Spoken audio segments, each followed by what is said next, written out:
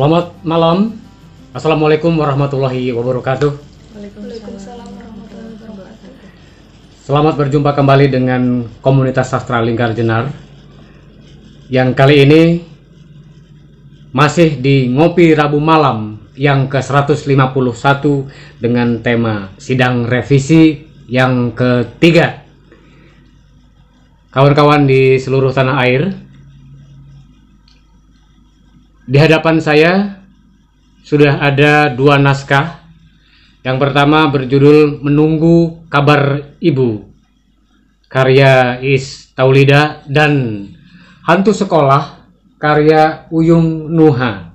Mari kawan-kawan di seluruh tanah air, kita simak bersama perbincangan ini. Semoga ada manfaat yang bisa kita ambil bersama. Mulai dari siapa terlebih dahulu? Kiri atau kanan saya? Menunggu kabar ibu atau hantu sekolah? Hantu sekolah. Hantu sekolah. Baik, silakan saudara Uyung Nuha. Ada 4 poin yang saya coba untuk diperbaiki. Pertama, penekanan pada proses belajar sepanjang hayat tanpa perlu sekolah. Jadi di cerpen ini menjelaskan itu. Kemudian figur emak dikuatkan lagi sebagai madrasah atau sekolah bagi Pandu. Pandu itu nama tokoh, dan nama tokoh anak laki-laki yang tidak mau sekolah. Kemudian yang ketiga, Pandu tidak perlu sekolah untuk menjadi pintar, karena belajar itu wajib, sekolah boleh. Yang keempat, sekolah tidak cukup memberikan kurikulum yang sesuai. Pada pengadilan yang sebelumnya, pada pengadilan teks Hantu Sekolah ini, penulis mendapat catatan tentang bagaimana proses seorang anak mendapat pendidikan sekolah dasar terutama yang mengalami situasi cukup menekankan. Menekan apa menekankan? Menekan situasi tertekan, situasi yang tertekan. Jadi sebagai siswa sekolah dasar, dia tidak mengalami pembelajaran yang humanis dan menyenangkan. Gurunya yang selalu marah-marah, kemudian sekolah yang selalu harus bangun pagi dan mendapat hukuman jika terlambat, jika tidak patuh omongan guru dan lain sebagainya, tidak melakukan upacara bendera gitu kan. Dia akan dihukum.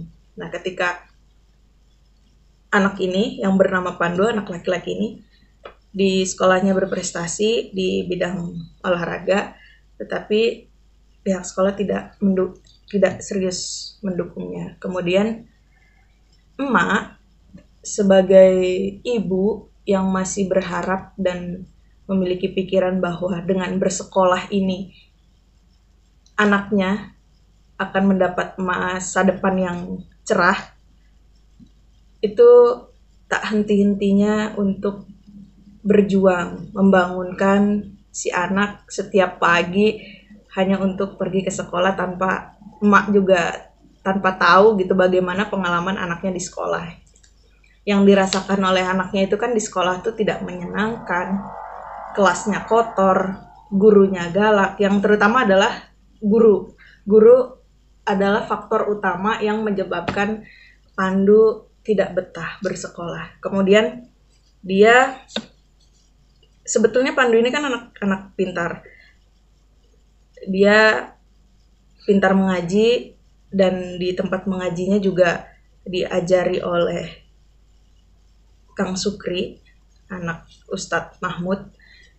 Jadi Ustadz itu juga guru ngajinya, tapi biasanya punya anak gitu. Nah, anaknya juga ikut mengajari gitu, belajar matematika dan lain sebagainya gitu yang diajarkan di sekolah.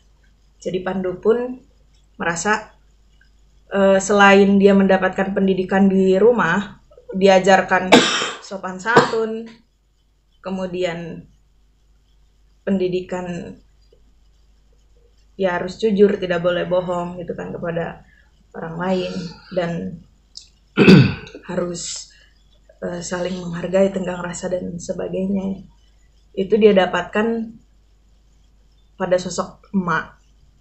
Kemudian didukung dengan dia di tempat dia mengaji, dia juga diajarkan. Nah, dari situ Pandu berpikir bahwa untuk apa sih sekolah jika hanya untuk membayar buku yang mahal, kemudian beli seragam yang juga mahal, dan emak terpaksa harus utang-utang gitu kan untuk mendapatkan biaya sekolah. Dan apa yang Pandu dapatkan di sekolah ya tidak cukup membuat dia merasa saya belajar gitu dari sekolah, belajar ini belajar itu gitu, tidak. Itu faktanya dia juga ketika bermain bola kemudian membuat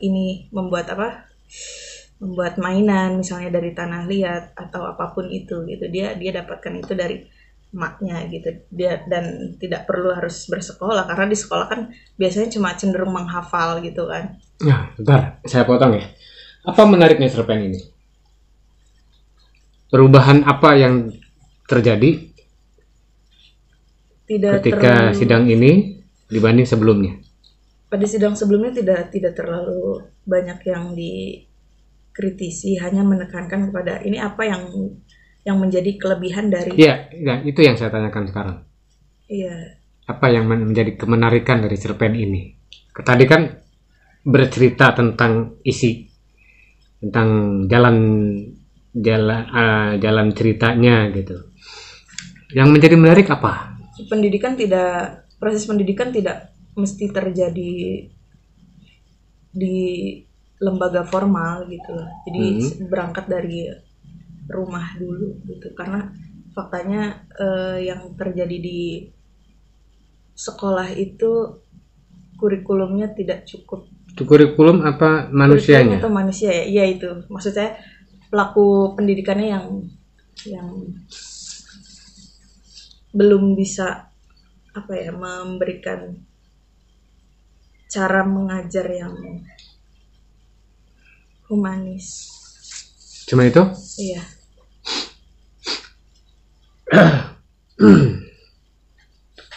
Saya justru bisa menjelaskan apa yang menjadi kemenarikan dari cerpen ini. Perlawanan seorang anak berusia 11 tahun. Iya, kelas 5 SD. Terhadap gurunya. Apa yang dibayangkan dan menjadi sesuatu yang ideal tapi tidak terjadi. Dia kekeh untuk berada di luar sistem, berada di luar keinginan banyak orang dan memilih alternatif cara belajar. Ya, kenapa itu tidak Anda katakan tadi? Itu persoalannya. Ini kan sebenarnya bentuk dari kekeras kepalaan seorang anak yang di hari ini mungkin sangat sulit ditemukan gitu loh. Itu yang harus dicatat gitu. Tanpa harus melakukan tindakan-tindakan yang ekstrem, tanpa harus teriak-teriak misalnya, atau kemudian bertindak anarkis. Dia mencari jalan untuk mendapatkan ilmu dengan cara yang berbeda, dan itu tidak lazim gitu. Apalagi misalnya kalau cerita ini berlangsung dalam konteks kekinian gitu loh. Itu. Jadi kalau misalnya ini sekolah di kampung, kemudian dengan kelas yang penuh sesak, kelakuan gurunya yang semau gue gitu kan, dan hanya Pandu yang berpikir bahwa dia harus lepas dari seluruh tekanan itu. Hanya dia yang berpikir bahwa sudah cukup pendidikan yang ia dapatkan dari ibunya. Di luar itu dia akan mencari sendiri tanpa harus terkungkung oleh ruangan atau cara-cara yang tidak manusiawi. Cuman itu inti dari cerpen ini.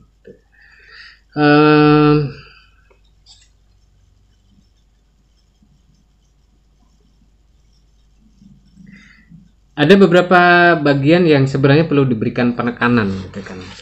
Tetapi ini hanya selintas saja gitu. Sosok guru Tarmin itu kan Tamrin ya. Tamrin yang suka menyuruh anak perempuan menulis di papan tulis menggantikan dirinya. Itu saya pikir tidak cukup gitu kan. Ya agak ditambah dengan misalnya dia cunihin kayak apa gitu meskipun ke murid SD gitu. Agak pedofil sedikit lah misalnya. Itu yang kemudian membuat pembaca juga ikut-ikutan sebal gitu kan. Artinya tipe-tipe semacam itu identik dengan emosional, dengan temperamen, tetapi sekaligus cunihin. Karena yang mengambil sikap tegas itu tanpa tidak melihat jenis kelamin sebenarnya. Ini banyak dijumpai. Kalau ke siswa galak, siswi hehe misalnya kayak gitu. Nah ini yang harus diberikan penekanan agar sosok guru Tamrin ini ya benar-benar menyebalkan itu gitu loh. Menyebalkan kalau tidak ideal jelas gitu. Tetapi kemudian pertanyaannya biasanya kalau ada salah satu anak yang bermasalah di sebuah sekolah itu kan biasanya guru-guru ngerumpi di ruang guru gitu kan. Atau misalnya ada siapa itu guru Bu Yayu yang masih tetanggaan itu kan bisa dicurhati oleh emak gitu. Kenapa anak saya begini begitu gitu kan. Kemudian paling tidak keluhan-keluhan yang dipikirkan emak maupun yang dirasakan oleh Pandu itu sampai kepada guru yang lain gitu loh. Dan itu jadi bahan perbincangan gitu loh. Jadi bahan evaluasi gitu. Misalnya saja setelah nyampe omongan itu ke Bu Yayu kemudian membicarakan di ruang guru, Pak Tamrin nggak terima. Nah ini semakin parah gitu loh. Semakin beralasanlah Pandu memilih sekolah di kandang kuatnya. Itu loh. Jadi kalau tidak ada klimaks gitu. Klimaks misalnya Pandu sampai dihukum oleh Tamrin gitu. Ini enggak jadi berlangsung biasa saja. Harus ada stressing di situ yang membuat Pandu benar-benar tidak mau lagi datang ke sekolah. Dia dipermalukan, dia dimarahi, dia dihukum dan seterusnya. Itulah. Karena ketidakterimaan Tamrin oleh aduan emaknya misalnya, emaknya Pandu juga mungkin juga sekaligus Pandunya. Yang disampaikan oleh Bu Yayu gitu kan. Itu bisa terjadi gitulah. Ya kan dianggap dia wadul gitu kan. Wadul dan orangnya tidak terima gitu. Nanti ada tabayun gitu. nggak perlu ada tabayun itu, nggak perlu. Karena yang kayak gitu-gitu agak rumit gitu. Nggak ada, semakin cerita akan menjadi semakin panjang. Iya, kayak fitnah gitu ya. Iya, kata-kata yang panjang. diucapkan. Udah aja misalnya Bu Yayu, ketika Bu Yayu kemudian nanti ya akan saya sampaikan ke kepala sekolah, akan kami bicarakan di rapat guru misalnya. Nah, besoknya ketika dengan harapan yang harapan bahwa situasi akan menjadi lebih baik dari si Pandu itu, dia semangat berangkat sekolah, nyampe kelas gitu kan. Yang lain masuk, dia disuruh di luar, dihukumlah di situ, ditonton oleh teman-temannya, dimarahi dan seterusnya. Itulah yang membuat Pandu benar-benar kapok. Dan si emak kemudian juga memaklumi. Iya, apa yang menjadi keputusan Pandu. Nah, itu. Jadi tidak semata-mata. Tidak langsung tidak mau sekolah. Ya, alasannya apa gitu kan? Kalau tidak ada benturan, agak sulit gitu loh. Seperti saya dulu dengan wali kelas, ya permintaannya ganti wali kelas. tapi tidak terjadi gitu loh. Dan kepala sekolahnya sampai nyamper ke rumah, ya, ada masalah apa? Yang akhirnya yang agak berubah adalah wali kelasnya, tetapi tetap aja dia masih nggak terima. Kalau gini aja lapor ke kepala sekolah, gini, dasar anak nggak tahu diri anak. Nah, itu tamrin itulah kayak gitu, tetap gitulah. Meskipun sudah dirapatkan di ruang guru, tetap aja merasa benar gitu loh. Itu disitulah akhirnya saya sendiri malas untuk berangkat sekolah saat itu. Itu ya. Jadi harus ada konflik yang benar-benar argumentatif, benar-benar beralasan untuk membuat Pandu tidak mau ke sekolah lagi dan emaknya memberikan pemakluman. Gitu. Jadi di akhir pun ya si emak memberikan kalimat bijak gitu lah, kalimat bijak, karena kekeh dia nggak mau. Jadi yang diperpanjang itu bukan yang diperpanjang, yang konflik antara emak dengan Pandu itu jangan diperpanjang, jangan terlalu jangan berpanjang-panjang, itulah. Lebih baik langsung Pandu dengan sekolah dengan Tamrin, kemudian dengan Yayu, emak dengan Pandu menghadapi Tamrin, lebih baik begitu. Jadi enggak jangan terlalu karena Pandu sendiri kan sebenarnya bukan memusuhi emak gitu loh. Iya, enggak. Emak bukan musuhnya. Takut aja. Tuh. Nah ini berarti ada beberapa yang diubah. Iya. Nanti dengan Bu Yayu itu lebih diberikan penekanan gitu loh. Jadi meskipun wali kelas 1 gitu kan. Tapi bisa menyampaikan itu ke kepala sekolah dan dirapatkan di ruang guru. Itu sebenarnya yang penting gitu. Makanya saya tadi mencari-cari ini dari awal sampai akhir bisa dipahami, tapi nggak ada konflik yang jeder kemudian ya sudah nggak apa-apa, sekolah di kandang sapi juga nggak apa-apa gitu loh. Kalau memang begitu keadaannya gitu loh. Artinya kalimat tamrin di sini juga akan menjadi diperbanyak gitu. Kalimatnya dia antagonisnya harus dipertegas di situ.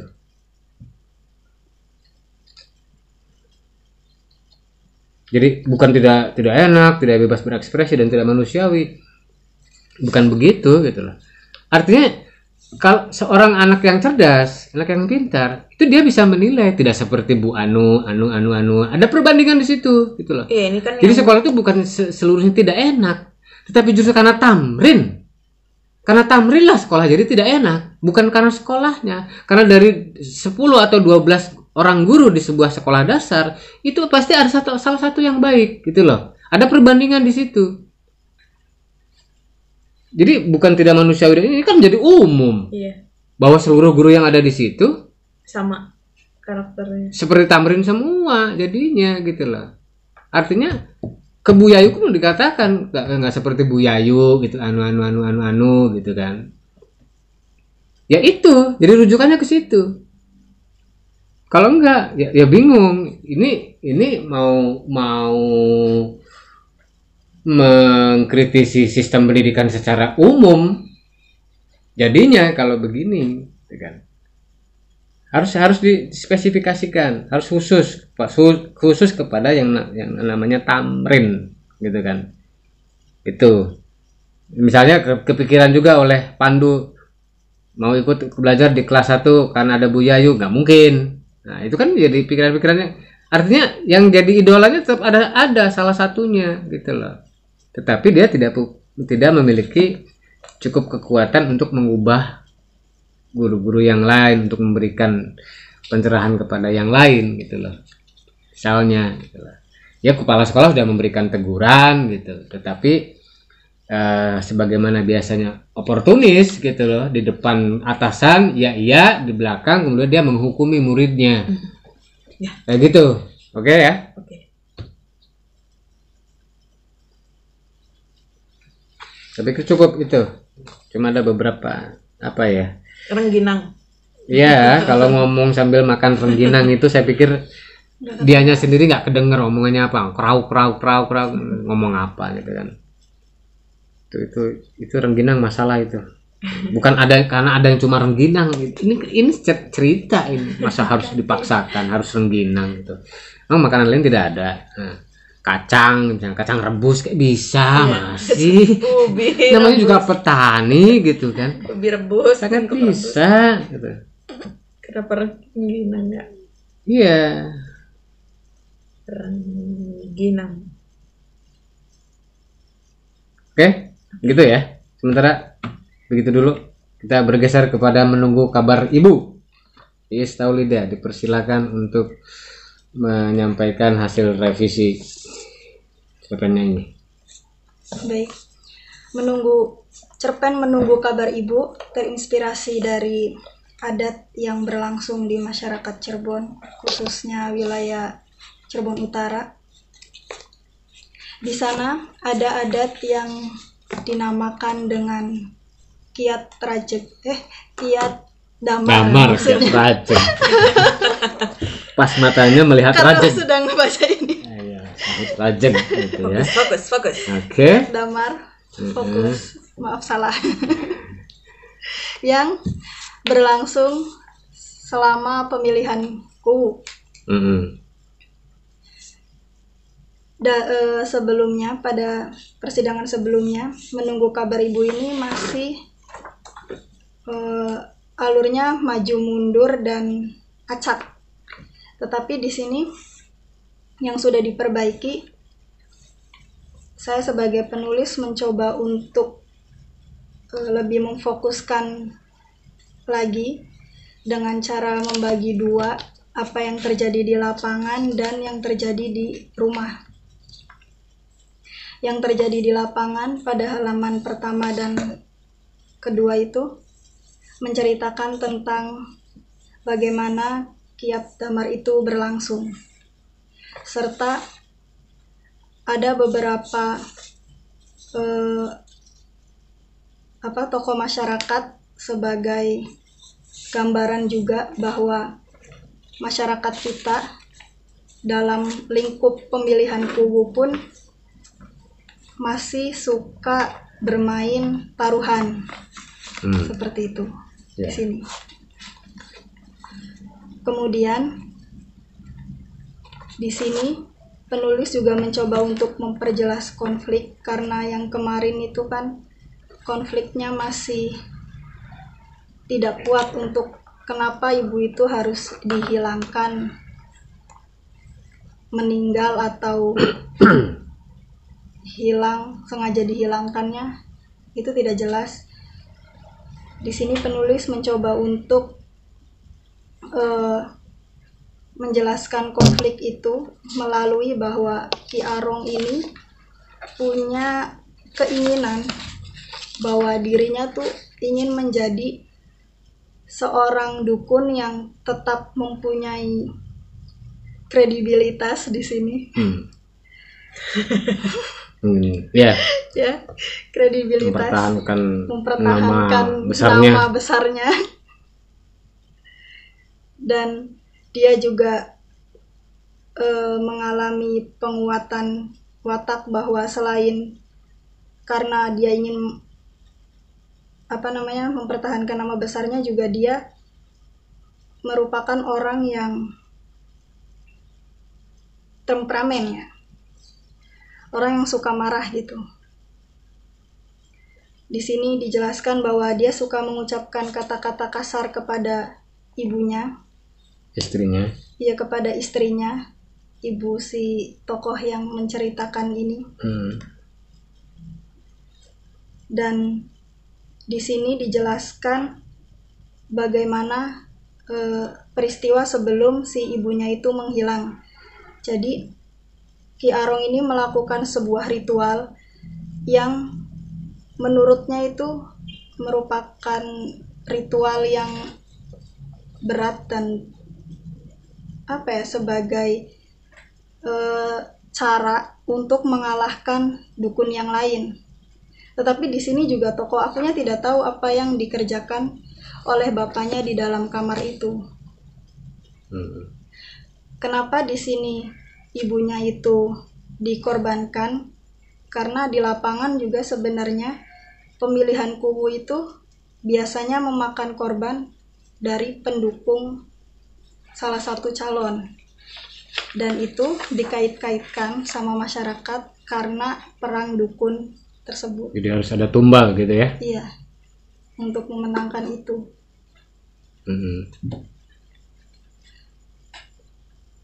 Tapi di sini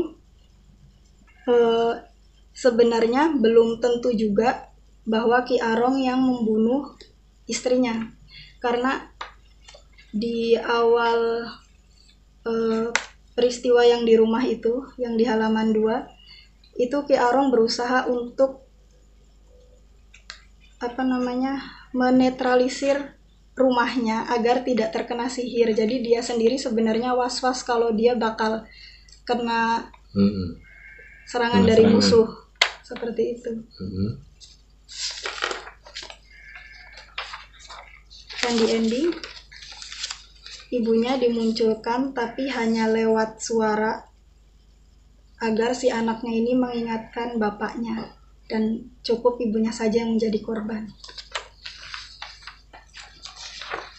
Ya. Jadi ya, pertama seperti yang saya katakan sebelumnya di belakang layar, ini seperti festival The Demit gitu kan, pada bermunculan semua penampakan kelayapan hampir tiap malam. Ini kemana saja itu mereka kelayapan. Kemudian yang melihat siapa gitu kan, apakah penduduk desa, dengan bebasnya melihat itu gitu kan. Tentunya kan ini ada misalnya pemilihan kepala desa itu ada 4 calon misalnya. Nah, serangan-serangan itu kalau tidak dalam bentuk bola api misalnya, dan kemudian yang lainnya itu gentayangan, itu ngapain gitu kan. Ini yang harus diperjelas gitu. Artinya teror ini kalau memang mau disebut sebagai perang, maka tujuannya sudah cukup jelas gitu loh. Tidak mungkin satu orang calon kepala desa itu menyerang 3 calon kepala desa yang lain. Iya, paling hanya salah satunya saja gitu yang loh. dianggap kuat. Iya, hanya salah satunya saja yang pasti diserang. Dia tidak akan membangun musuh terlalu banyak gitu loh. Yang paling kuat yang dia serang gitu. Pasti itu. Maka keterangan ini penampakan macam-macam itu iring-iringannya berangkat kemana gitu loh. Dari mana kemana gitu loh. Misalnya dari Sutija ke Warto gitu. Dari arah rumah Warto ke rumahnya Sutija gitu loh.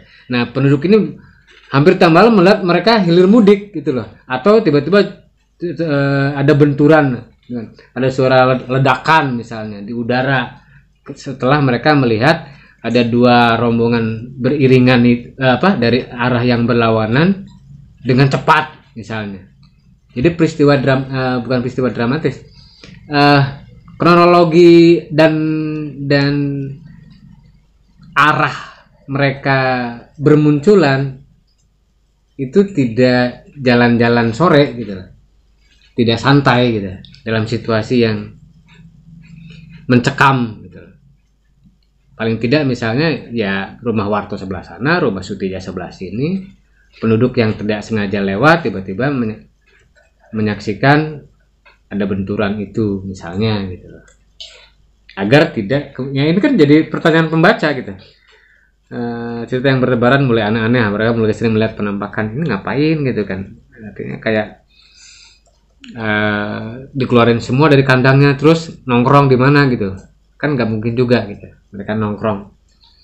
Mereka jelas punya tujuan, mereka disuruh untuk mengerjakan sesuatu gitu lah. Dan arahnya jelas. Misalnya kalau dulu sempat ada perang KRD gitu kan. Apa itu tuh? Keranda. Keranda terbang misalnya. KRD. Iya, keranda terbang. Ya ada, sempat ada seperti itu. Nah, ini juga kan arahnya jelas gitu. Dia tidak muter-muter, tidak keliling nggak jelas gitu. Tujuannya kemana gitu. Sama dengan misalnya kalau di Jawa itu kan ada yang namanya pulung gitu kan. Pulung itu ada cahaya jatuh seperti meteor, kemudian jatuh di rumah, di atap rumah siapa? Itu yang bakal jadi kubu. Bukan. Yang bakal ninggal. Kalau di Jawa itu ya itu pulungnya ya alamat kematian gitu loh. Kayak gitu kan jelas. Dia si bola api atau cahaya itu kan tidak ngacak. Tidak Sama ngawur. dengan Gitu. lampor nggak sih ini? Lampor itu kan pasukan. Itu pasukan lagi. Ya enggak juga, kalau beda. secara festival Lampor hanya bareng, untuk pasukan Bu Ratu. Oh. Dah. Yang lain nggak bisa disebut lampor.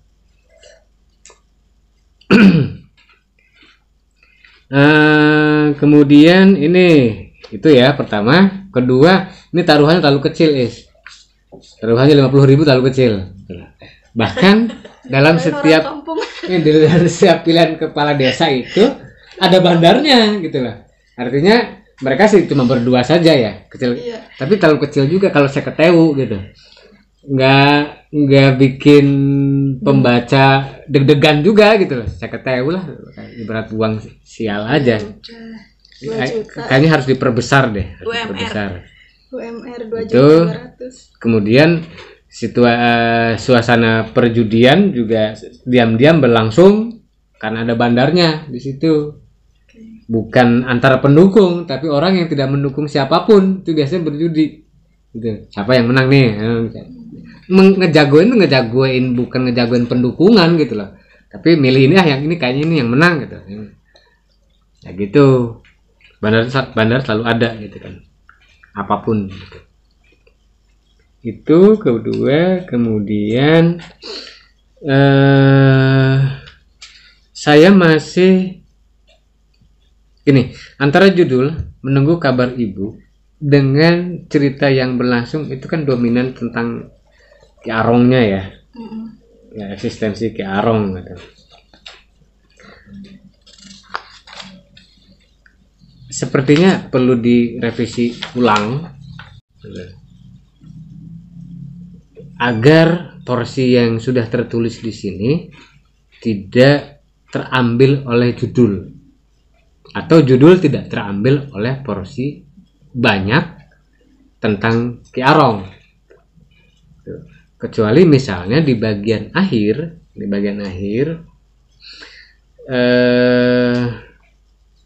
itu ada desas-desus dulu gitu loh sebelum sebelum kemudian si aku ini menyaksikan sesuatu dan mendengar suara ibunya gitulah. Kalau misalnya ingatan bapakmu cukup ibu yang menjadi korban gitu. Biasanya kalau arwah yang memberi pesan kepada orang yang masih hidup itu karena dia belum sempurna. Sebelum dia mengingatkan orang, itu dia minta pertolongan terlebih dahulu untuk disempurnakan. Atau ini bisa ditambah, ibu yang jadi korban dan tolong ambil ibu di anu. Nah ini akan menjadi ending yang baik gitu. Ketika dia dia dipesani ingatkan bapakmu cukup ibu yang menjadi korban, tapi sekaligus dia berpesan ambil ibu di jurang anu. Besoknya si aku meminta bantuan orang dan ditemukanlah jenazah ibunya gitu dengan luka yang tidak biasa, bukan lebam, bukan apa, tetapi apa misalnya gitu. Jadi bukan kecelakaan gitu, bukan kecelakaan, tapi memang dicelakai gitu. Jadi ada kejelasan di situ. Entah Ki Arong yang menumbalkan atau dia kena serangan dan yang kena istrinya gitu. Jadi jelas dari ciri-ciri luka atau apapunnya itu berbeda dengan luka karena kecelakaan gitu. Jadi dikuatkanlah menunggu kabar ibu itu ini sebagai karma dari apa yang selama ini dilakukan oleh Ki Arong. Karma kan, karma. Kemudian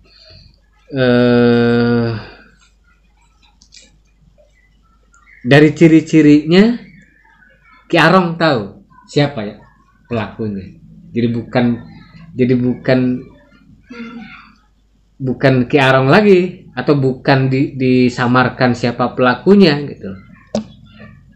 Misalnya, awas kamu Warto, dia tahu dukunnya Warto yang melakukan, dukunnya Sutija yang melakukan itu.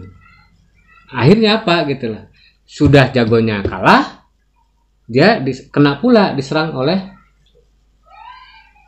calonku yang lain, lawannya itu misalnya. Atau bisa dibalik, jagonya Ki Arong menang tetapi dia kehilangan istrinya.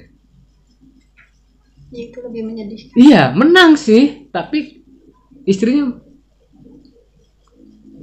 meninggal. Itu. Nah, itu lebih dramatis gitu sebenarnya gitu. Daripada sekadar ibunya bertentangan dengan bapaknya gitu kan.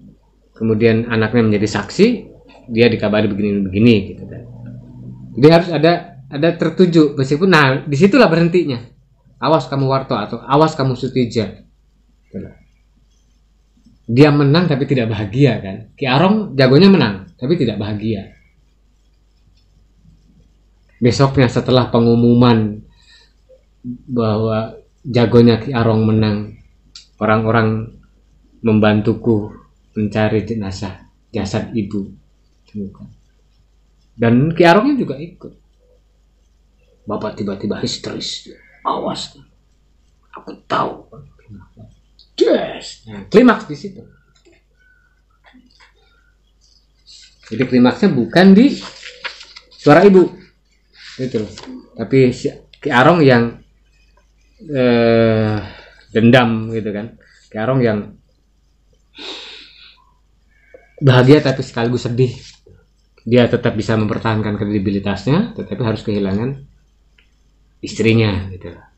Meskipun ya istrinya suka diajak bertengkar juga tetap aja gitu. Karena pelakunya orang lain gitu. Pelakunya orang lain, dia jadi marah gitu kan. Itu. Saya pikir itu ya. Di luar itu adalah ya tata bahasa gitu. Tarup itu. Nah, itu yang ke paragraf pertama itu harus diperjelas. Tarup apalagi terus nih. Kertak saya itu ini terngiang, bukan terngiang. Samar dengan gertak. Kalau kemertak gigi ya, gigi. Gemertak atau kemertak. Gemertak. Gigi itu biasanya gemertak.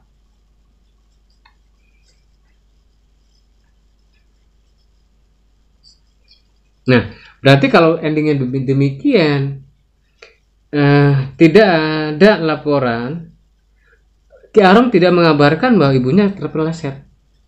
Iya, nggak tahu kemana. Dia tidak terkejar, dia menghilang. Ya kayak orang diculik aja, cus gitu kan, culik makhluk gaib gitu kan. Itu loh. Nah, yang memberitahu di dasar jurang tuh ibunya sendiri, suara ibunya. Ki Arong nggak tahu. Gitu. Memurungkan diri itu saya baru dengar. Sama dengan mencapaikan diri. Mengurung diri, ada juga mengurung diri. Kalau memurungkan diri itu saya mau sedih nah kayak gitu. Menyedihkan diri kan gitu. Sama dengan menyedihkan diri. Kalau menghibur diri bisa. Tetapi menurut apa? Kesalahan berbahasa. Kalau apa sih, menggembirakan diri sama kan, memurungkan itu sepadan dengan menggembirakan diri. Bagaimana dengan membersamai? Nah, sudah tambah gitu ya. Ini harus diperbaiki. Kalau mengurung diri mungkin gitu, karena pekerjaan yang tidak biasa itu tidak ada yang dilakukan dengan sengaja. saya mau menyedihkan diri sendiri gitu. Nggak ada kecuali candaan. Beda dengan membahagiakan. Bahagia itu perasaan. Kalau murung itu kan wajah, sikap, sesuatu yang nampak dari luar.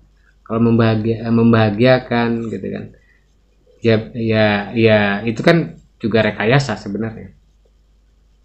Kalau memurungkan, saya pikir tidak relevan. Itu apalagi? Barangkali ada masukan, apapun itu, tuh, kiri kanan.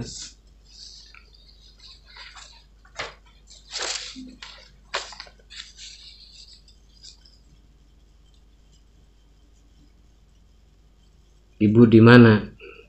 Mana ibu? Bapak tidak tahu. Ibu seperti di bawah setan. Gitu kan. Ibu seperti di bawah setan. Cuma kayak gitu aja, jangan terpeleset. Nanti biar ibunya yang ngasih tahu, ambil ibu di anu, dan orang-orang kemudian setelah pengumuman bahwa jagonya Ki Arong menang, mereka bukan berbondong-bondong ya, serombongan lah ngambil itu.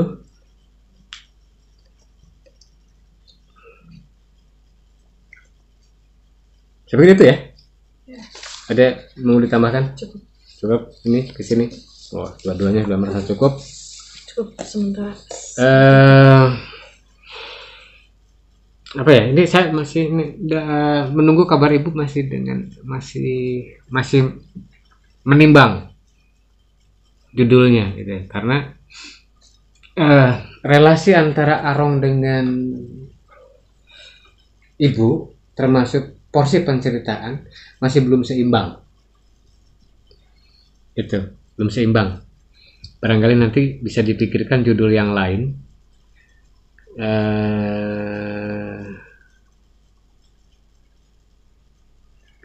Misalnya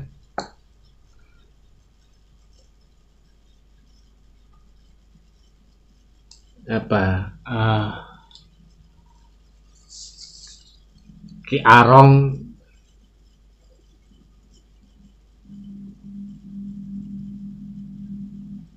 dan tumbal istrinya misalnya, atau Ki Arong menumbalkan istrinya, misalnya begitu. Misalnya ya, karena porsi Ki Arongnya lebih dominan gitu. Lebih dominan. Kenapa misalnya judulnya seperti itu? Ki Arong menumbalkan istrinya. Agar pembaca dibawa untuk mencurigai Ki Arong sejak awal. Sampai kemudian kejadian istrinya hilang, pembaca masih menuduh Ki Arong sebagai pelakunya. Tetapi ketika ada suara itu, tetap istrinya mengingatkan bahwa itu jangan dilakukan terus-menerus, tetapi ternyata pelakunya adalah orang lain. Menumbalkan istrinya bisa dalam pengertian Tapi memang menumbalkan juga. denotatif atau konotatif. Artinya dengan tindakannya kayak gitu kan ada risiko. Sengaja atau tidak, risiko perang ilmu gaib akan memakan korban.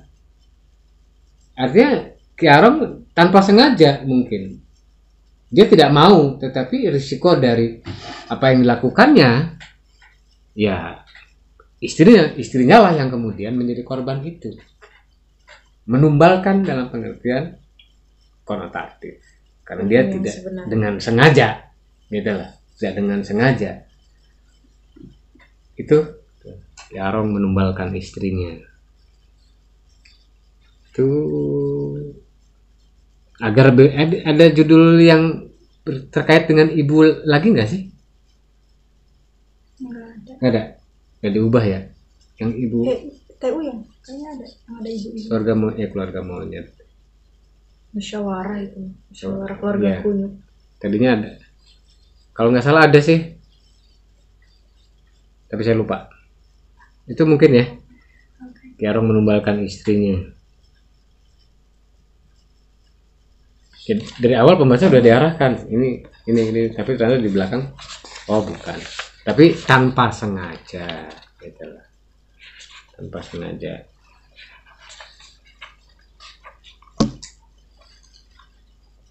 Cuma mungkin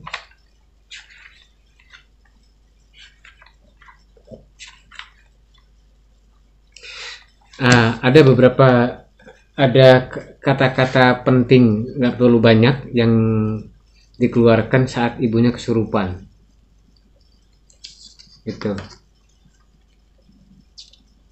Saat ibunya kesurupan itu perlu ya keyword aja gitu, keyword aja, agar tidak ramyang-ramyang gitu. Misalnya siapa saja yang melawanku akan menemui ajalnya, misalnya gitu. Bisa cari padanan lain. Siapa yang ngomong kayak gitu? Siapa yang dimaksud? Ya. Itu kan belum jelas, tetapi di ending ketahuan gitu loh, bahwa itu dari pihak sana. Misalnya begitu. Ya dari awal juga Ki Arom sudah curiga, ini serangannya datang dari mana gitu loh. Sebenarnya sudah curiga. Ya kalau paranormal kan tahu gitu, bisa terasa gitu kan. Tahu gitu kan. Cuma dia kan belum bisa memastikan gitu lah. Ketika istrinya meninggal barulah semakin jelas, buktinya sudah lengkap, sudah A1 gitu. Itu ya tadinya dia sudah sangat yakin bahagia jagonya menang, tetapi dia tahu bahwa dia dibokong Dipantatin. Dibokong itu diserang dari belakang pihak yang lemah. Tapi ini juga harus ada alasan. Kenapa si aku nggak kena? Si anak kecil? Bukan, justru anak kecil lebih lemah. Dia pegang jimat. Istrinya nggak mau.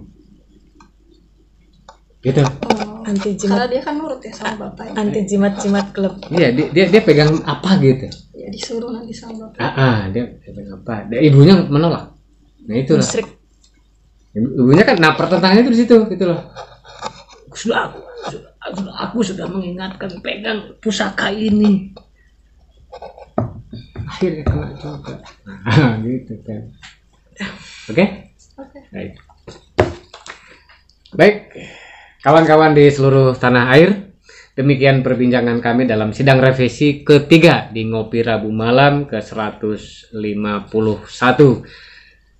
Mohon maaf jika banyak kekurangan. Terima kasih sudah mengapresiasi perbincangan ini. Insya Allah kita akan bertemu kembali di Ngopi Rabu Malam ke-152 ini Rabu depan. Terima kasih. Selamat malam. Wassalamualaikum warahmatullahi wabarakatuh. Waalaikumsalam warahmatullahi wabarakatuh.